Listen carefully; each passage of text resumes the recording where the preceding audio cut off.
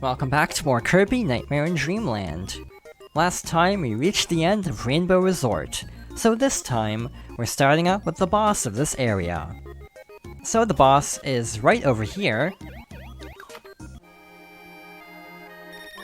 and we have a showdown with King Dedede. Overall, this fight isn't too bad.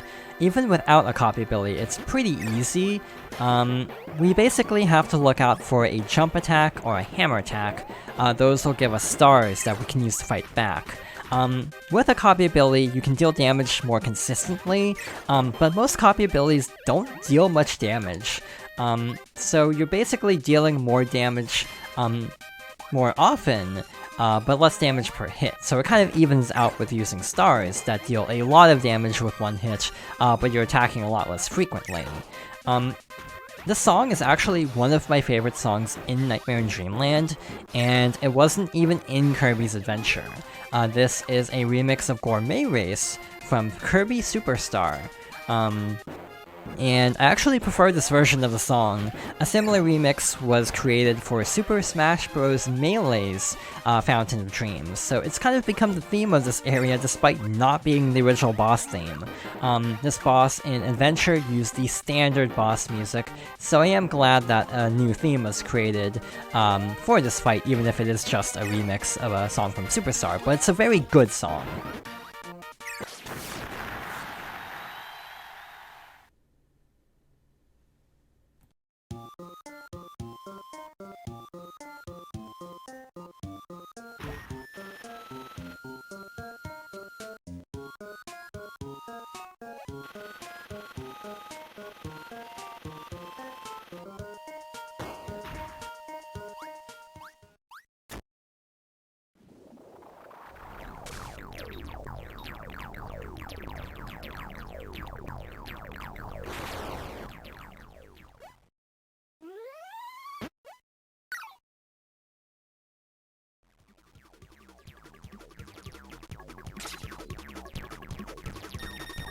And we're literally and figuratively thrown into Level 8, the Fountain of Dreams. Level 8 only consists of the final boss against Nightmare.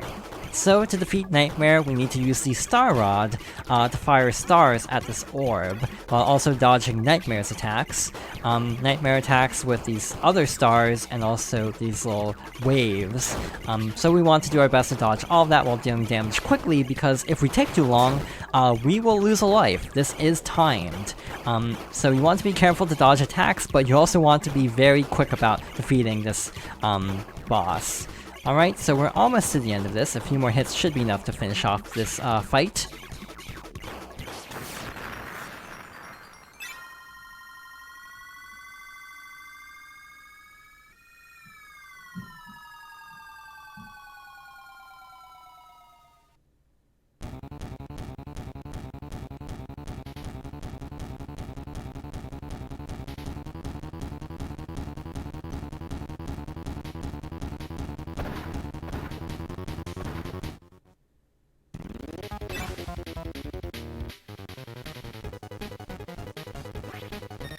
But it's not over yet. This is Nightmare's true form. So Nightmare raises his cloak when he's about to attack. That's our opportunity to attack as well, by firing a star at his core, which is the, tornado under his cloak. These stars deal a ton of damage, but we can also deal damage by simply jumping, because Kirby will automatically spin when using when jumping with the Star Rod. The spin doesn't deal a ton of damage, so it is better to actually attack with the stars instead. So yeah, basically we have to wait for an opening and then deal damage when we can. So overall this boss isn't too difficult, but it does take a little bit of practice to understand the timings of some of these attacks. I remember struggling a bit with this fight on my first playthrough, just because a lot of the attack windows are fairly brief actually. And sometimes it's kind of hard to gauge which attack Nightmare is going to use and how to counter it. So it looks like we need 2 more stars to finish this fight, but that's a little bit easier said than done, especially because right now I have 1 hit point left, so this is going to be very close. Let's see if we can pull this off.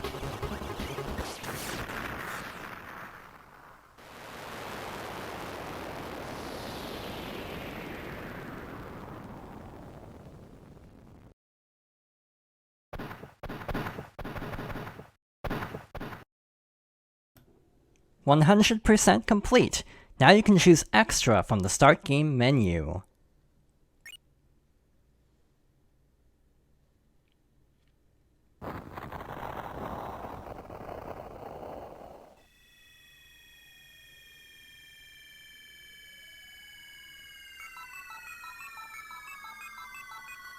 Our hero Kirby has fought bravely to recover the Star Rod.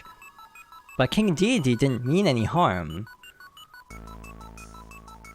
He certainly wasn't trying to harm the Fountain of Dreams. It all began when the nightmares appeared in the fountain. The nightmares rode the currents of the Fountain of Dreams, wreaking havoc and tormenting the residents of Dreamland. When King Dedede hid the Star Rod, the power source of the Fountain of Dreams, he was actually hiding it safely away from the nightmares. Borrowing King Dedede's power, Kirby managed to defeat the nightmares.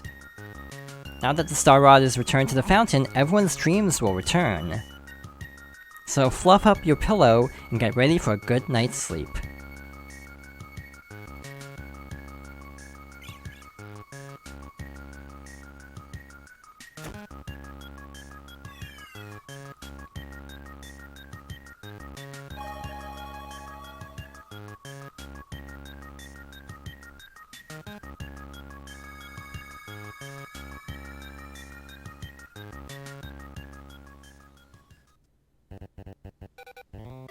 And with that, we've reached the end of Kirby Nightmare in Dreamland. But we're not quite done yet. There's a few more things I'd like to show off. But for now, I really like this game. This probably isn't one of my favorite Kirby games, but for the most part I basically like every mainline Kirby game a lot.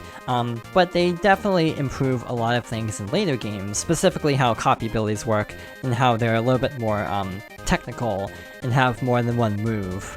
But for a very early Kirby game, this is still very fun. Kirby's Adventure is tougher to recommend even though it's available on more platforms like the Nintendo Switch, 3DS, and Wii U Virtual Console, I'm pretty sure. But because it has worse slowdown, it's kind of tough to recommend in comparison to Nightmare in Dreamland, but unfortunately Nightmare in Dreamland isn't available on that many platforms. Outside of the original release, it's basically only available on the Wii U Virtual Console. But if you have a Wii U, I would recommend this version for the better performance, and I actually do really like this art style a lot. A lot of the improvements made to the graphics help a lot for actually seeing where things are hidden, as an example, so it is a little bit easier to play. Either way, this is still a very fun game. That's Sleep. I don't think I actually showed that off in the playthrough, but there it is. Yeah, we are not done. We still have quite a few things I want to show off.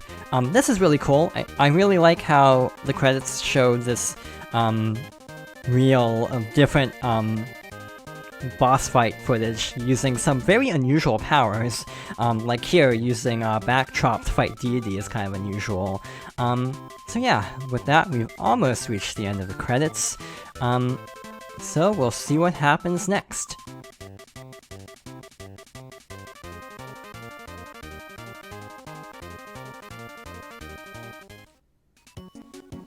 The end. Now you can play a new sub-game, Boss Endurance.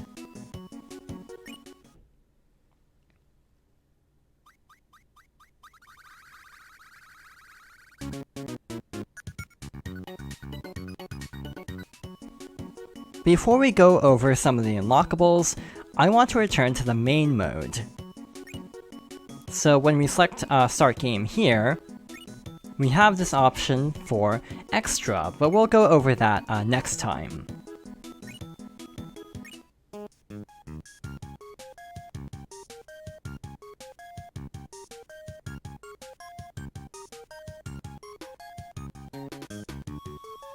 So there are a few things I haven't gone over in the hub area, including this door right over here.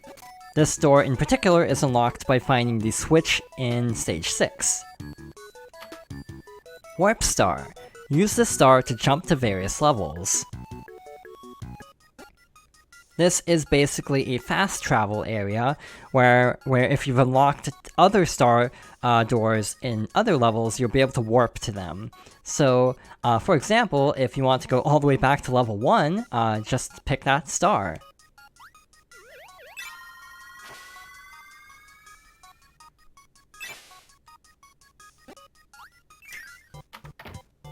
So, now that we're back at Vegetable Valley, there's something else I wanted to point out. There's another type of door that we haven't explored yet here. Museum. View copy abilities for free. In these museums, you can find different enemies that can give you abilities. This is a great way to get certain abilities. You can find these museums in various different levels, and each one will have different copy abilities to choose from. And it might take some searching to find the exact museum that has the ability you want, but it is a lot easier than playing through levels to get abilities.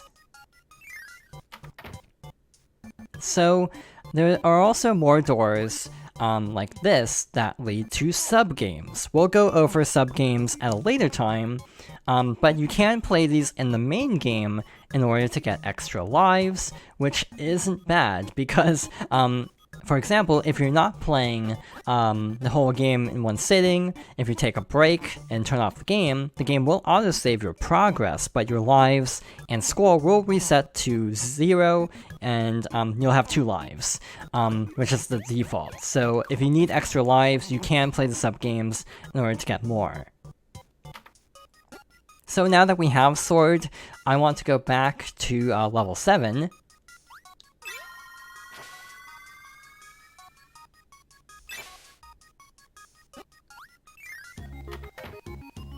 And now, I want to show off a secret in Stage 2. So, there is an alternate entrance to this tower by flying up to this vent at the top of this screen, where we have an alternate boss rush. So this boss rush is very interesting. The enemies are a lot tougher, but we actually fight fewer enemies. I'm actually going to stick with Sword, because I think the attack range is slightly better. So yeah, we fought Bonkers in the previous area, now we're fighting Fan, who is a lot more aggressive, so we have to be a little bit more careful than we normally would be. We also have 2 lives instead of like 30, so that's another reason to be a lot more careful this time. But yeah, it is cool that there is this optional gauntlet. Even though this doesn't contribute to 100%, it is still a nice bonus challenge. By the way, with 100%, that includes finding every switch. A lot of these sub-games and other content is optional, so it's only determined by finishing levels and finding switches. That was a great time to pick up the power to get invincibility frames. That worked out very nicely. Bugsy is definitely the toughest mini-boss I find, so I am trying and failing to be a little bit more careful. That was really close, and I do not want backdrop for this, so I might actually lose a life intentionally against Fire Lion.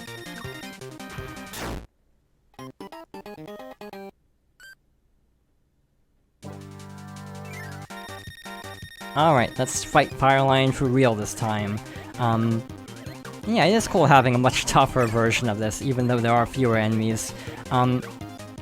I am not entirely sure how to fight Fire Lion without a copy ability, so this is kind of interesting. Normally I do have an ability for this, but again, stars deal so much damage to bosses that even without a copy ability, it's not actually that bad, but we do need to be a lot more careful than we normally would be against this boss, especially a tougher variant like this. Alright, there we go. And if I'm not mistaken, all of the copy abilities for each boss are the same. And a reward for getting through that is a bunch of extra lives. So even if you do lose lives here, you definitely get more, or you will probably get more lives than you lost to get to this point. Alright, so that takes us to where the level would normally end. So we can fly up here for the Warp Star.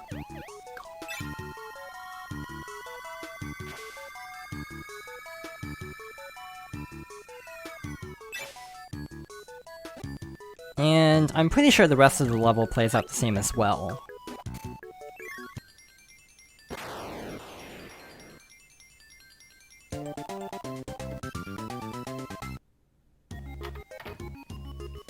So yeah, that's a cool little secret. Also, one thing worth noting is if you play a level, and for example, if you miss a switch in a level or a stage, you can actually re-enter a stage and find the switch, and that'll save. When you play through a stage once, you will get the ability to quit the stage and return to the hub. So that is a very efficient way to find certain switches if you miss any. It's a nice option to have, even though, for the most part, I do like trying to find all the switches in one go. Really quickly, I do want to head back over to Orange Ocean. Because this area had the most switches, this is a great place to show off all of the other doors, like this one. This is another sub-game, as is this. So yeah, next time we'll go over Extra Mode, and then after that, we'll go over some of the other unlockable features. But yeah, overall, I do still recommend this game a lot. If you have the means to play it, I definitely think this is a great starting platformer or Kirby game if you want to try out this series. This was definitely one of my first Kirby games after like Squeak Squad around the time of like Amazing Mirror, and was definitely a great game for getting further invested in this series. But with all of that being said, yeah, we'll try out Extra Mode next time, so thank you for watching, and I hope you'll join me next time for more Kirby Nightmare in Dreamland.